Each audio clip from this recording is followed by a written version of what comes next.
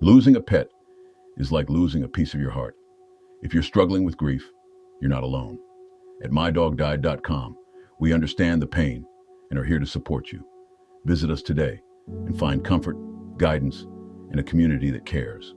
We received a letter from someone who's lost their pet and have allowed us to share their story so that it will help other listeners deal with the loss of their pet. Remember, if you like this video, please support us with a like, subscribe, and share. Hello, friends. This is Don Barnes, your host here at MyDogDied.com, where we hold space for the hearts left aching and the memories that still shine. Today's letter comes from David, a 46-year-old from Fort Worth, Texas. He writes to us about his beloved boxer mix, Maximus, a 2-year-old spark of joy who left far too soon. Dear Don, David begins, I never imagined I'd be writing into a website called MyDogDied.com. I always thought Maximus would be by my side for years. He was just two. I feel like I failed him, but I also want the world to know how special he was. David goes on to describe how Maximus first came into his life. A rescue from a local shelter, with those unmistakable expressive boxer eyes and an energy that could light up a neighborhood block. The bond between them was instantaneous. David was going through a difficult divorce when he brought Maximus home. And, in his own words, Max didn't just fill the silence in my apartment. He filled the silence in my soul. Their days were full of long walks along the Trinity trails and wild, laughter-filled tug-of-war battles in the living room. But the moments that defined Maximus weren't loud. They were small, quiet, loving. He had this hilarious obsession with the dishwasher, David shares.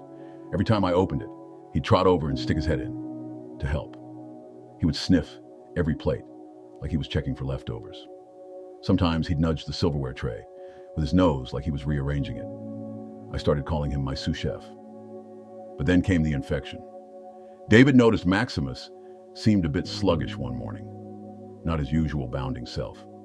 He took him to the vet, who initially thought it was a mild gastrointestinal bug.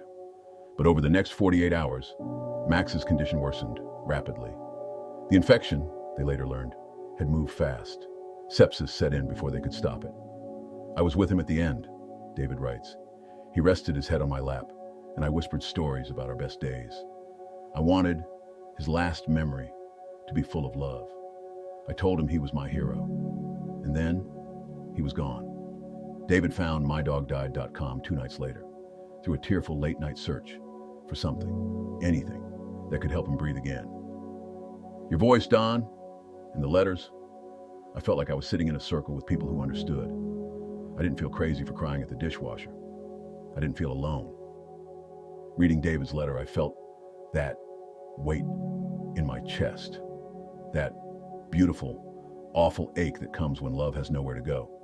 It's the kind of ache that tells you just how deeply you loved. Maximus wasn't just a dog, he was a helper, a healer, a dishwasher assistant, and a broken heart mender. David, your grief is a reflection of your love, and your letter, it's a gift to others walking the same road. To everyone listening, if today is a hard day, let it be a soft one too. Let yourself remember, let yourself cry, and let yourself believe, like David does now, that love never really leaves, it just changes form. Thank you, David, and thank you, Maximus. Until next time, I'm Don Barnes. Be kind to your heart. And remember, you're not alone. Your love for your pet never fades, and neither should your support. If you're grieving, don't go through it alone. Visit MyDogDied.com or call us at 85-5925-2658 and connect with those who truly understand. Healing starts here. Remember, if you like this video, please support us with a like, subscribe, and share. If you have a story that you would like to tell us, your dog stories at MyDogDied.com at gmail.com.